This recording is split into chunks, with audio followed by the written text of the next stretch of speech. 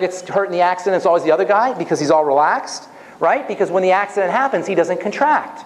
Talk to a football player. They'll tell you how they take the big hits. They completely relax right before they get the big hit. We have a tendency to contract every time we have some kind of emotional or existential or psychological pain. Wilhelm Reich. Did anybody hear Wilhelm Reich? He talked about this. Every time you contract, every time you're in pain, you contract. Every time something happens, you contract. Well, each one of these little contractions is a point of anoxia or hypoxia, low oxygen. Each one of these, and you add them all up, and you've got a suffocated body that is in constant alert mode, hypervigilant mode. Not good. Remember, the body grows under conditions of rest. We go throughout the day putting the body under the exact opposite conditions. We spend our entire day telling the body there's a saber-toothed tiger chasing us. Right? And that's why I get really mad when somebody says, well, just take this or just take that. Because that's not fair. If your body thinks a saber-toothed tiger is coming after you, it's not going to help you what you take. And this is why sometimes people get a nutrition or alternative practitioners or people who understand certain things get a bad rap. Because they're trying to treat a body that's in safe mode without addressing the body's emergency state, hypervigilant state. What's so cool about this is we control it.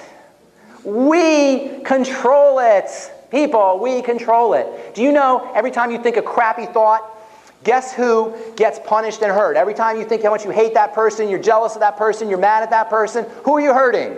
Myself. Yes.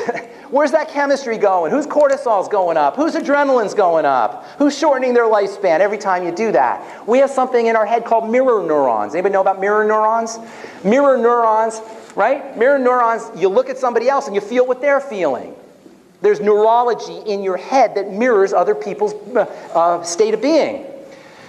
So we have control over this emergency response. And if you leave right now and you learn nothing else, learn to control this emergency state that we're all under. And it could be something as simple as deep breathing. And if you don't believe me, get a blood pressure cuff. How many of you have done this? Get a blood pressure cuff, and you put it on, and you take your blood pressure, and then you do 5 minutes of deep breathing. I have an app on my iPhone. You ever seen that app on the iPhone? My Calm Beat. You just look at it, and you just practice your deep breathing right there.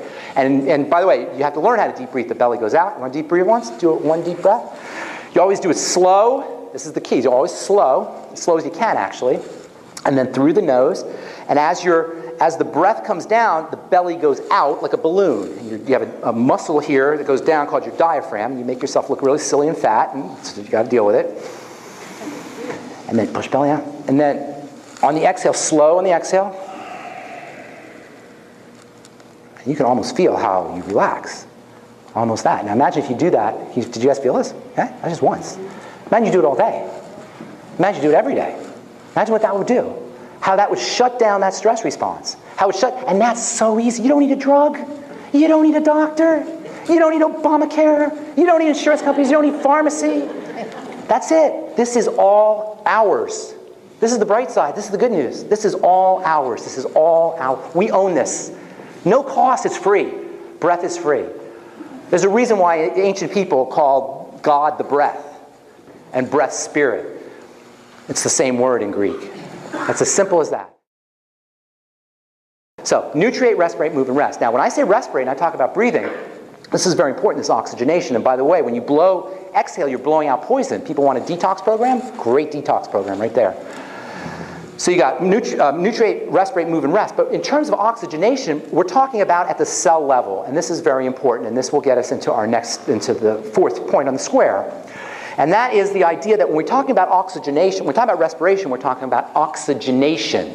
What does oxygen do? What does it do? What do? You have a fire. If you want to make that fire hotter, what do? You add what? Oxygen, right? Right? Well, you know how they make steel?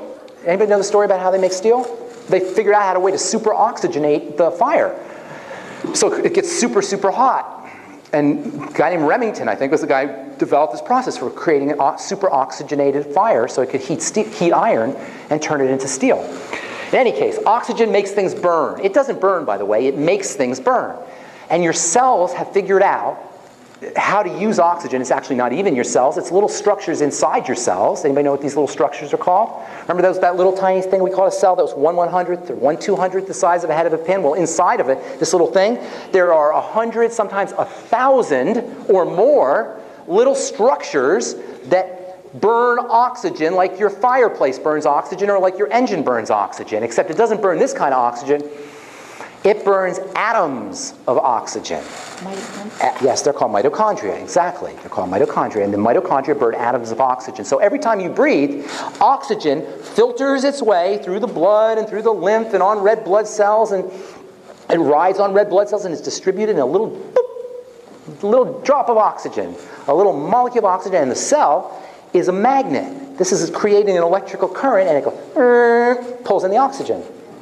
And then the oxygen goes into the cell, and then it goes into the mitochondria. I'm not even going to tell you what happens in there. Holy moly. Google electron transport. Google YouTube electron transport if you really want to get a kick out of what the body's like. Electron transport. That's amazing stuff right there. In any case, the mitochondria burn the oxygen. But under conditions of lack of oxygen, it can't happen that way, and it has to go into a secondary source of energy production, and that is sugar. We call that kind of cell, by the way, a cancer cell. Cancer cell is a cell that has not gotten oxygenated for so long, it knows how to burn sugar. So when I talk about respiration, I'm talking about not just respiration through the big picture, I'm talking about cellular respiration. And that's really what's happening as you breathe, as you're feeding cells oxygen. Because remember, all disease is cell disease. And what happens to cells is they suffocate, they become toxic, and they become starved. And so when you breathe, you're taking care of the suffocation, hopefully. So if you want to do nothing else but take care of your health, practice deep breathing. Oxygenate your cells. Now, the second thing, the last point on our square is nutriate. And before I get into nutriate, I do have to say that in the healing world, and I say this periodically, but I don't say it anywhere near enough, in the world of health, in the world of wellness, it's multi-dimensional. Health and wellness are spiritual, mental, emotional, and physical, in that order.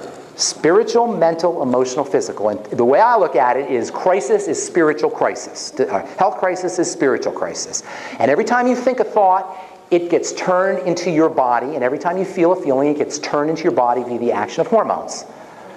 That's what a hormone does, is it takes thought energy and feeling energy, one of the things, and turns it into chemical energy and makes your body. This is not some Boulder, Colorado, hippy-dippy, airy-fairy talk. This is hardcore biochemistry science.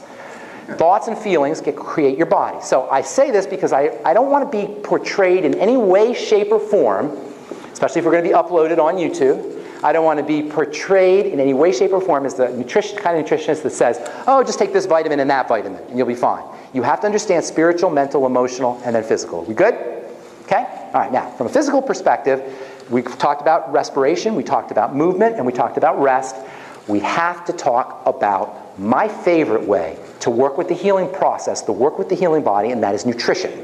Now, to this day, I am blown away by people who say to me, oh, I don't believe in that nutrition stuff. I have a guy upstairs, he's a doctor, lives upstairs from me, and he says, oh, are you still, I told him about nutrition, is that vitamins and stuff? And this is the doctor saying this to me, okay? We still don't get the fundamental point about nutrition.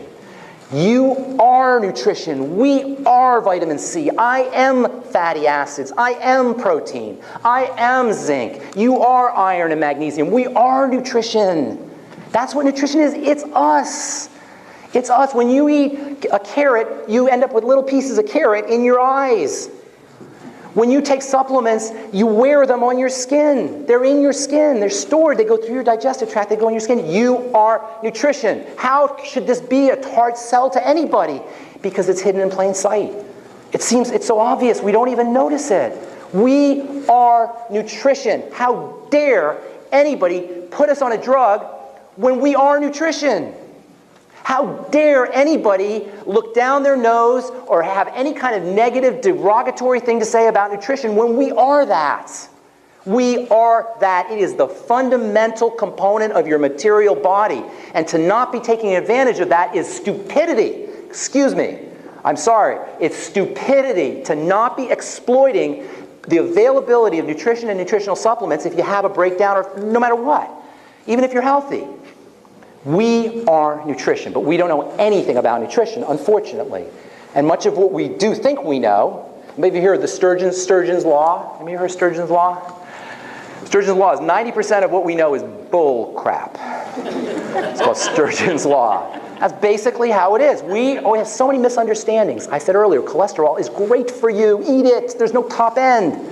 The best foods in the world are cholesterol. Salt is great for you. This is one of Dr. Wallach's true, wherever Dr. Wallach is, one of his true genius insights was how important salt was. Minerals were for you. Salt is minerals. That's what minerals are. They're salt. Low salt diet. Are you kidding me? Are you kidding me? Serotonin. How many of you heard me talking about serotonin, right? Serotonin, happy hormone. No! Serotonin is a stress hormone. Why do you think people go nuts on serotonin? We have so many misunderstandings in the world of nutrition and in the world of how we take care of ourselves from a dietary perspective. So we have to understand the basics. The basics are simple as macronutrition and micronutrition. Macro and micro. Macro meaning big, micro meaning small. Macro is protein, fats, good sugars, fiber, and water. Simple as that. Protein. Nobody, unless they're super concentrating on protein, they're a bodybuilder, they're an athlete, they're making millions of dollars on their bodies, is using protein correctly.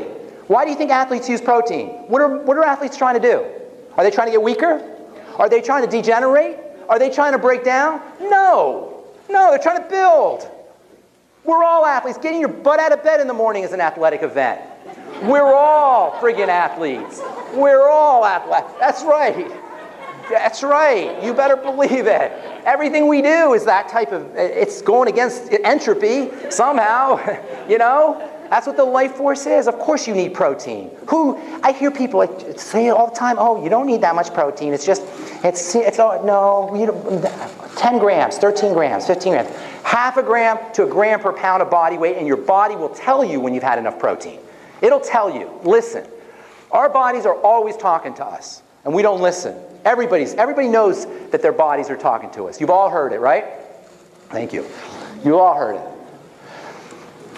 Take how many of you guys like Snickers bars? What? Snickers bars. Snickers bars. You know what I'm going to do, but I want to do it for this strange. I'm going to do this for the people, the new people here. How many of you guys like Snickers bar? Where's that? Point to somebody over here. So you got okay, guilty. He's smiling like he's guilty over there. All right, good. You know what? If you like Snickers bars, don't worry about it. They know how to make you like Snickers bars. They know every little sound. You know when you rip the candy bar, that sound is scientifically designed, the right frequency, so it hits the right part of your brain to make you want that. Next time you get a McDonald's hamburger, unwrap it and you'll think, oh, it's Christmas, in the back of your head. In the back of your head. It'll be in the back of your head. It'll be like you're, present, you know. That's planned. They know. There's PhDs that understand how these things work. There's a place called the Morrell. I think it's either the Morrell or the Mennell Institute, Morrell Institute in Philadelphia, where it's all funded by drug companies and food companies, and they study how every molecule affects every part of your desire center in your brain to make you to like certain foods. So if you like Snickers bars, it's not your fault. They got it figured out, okay? But the next time you have a Snickers bar, or anybody, because we all have our little vices, don't be laughing, you all have yours, right? So next time you have your Snickers bar, open it up real slow. What's that? No, yeah, that's sneaky. Oh, you're a sneaky man. Okay, that's a sneaky trick. No, you open it up real slowly, and as you're opening it up, raise it to your mouth and listen real close, and you'll hear a voice go, no. Have you heard it? Do you know what I'm talking about? You haven't heard it? Come on, and you're not listening because it's there. It's a still small voice, and it will always talk to you. It'll always tell you. We just don't listen to our bodies.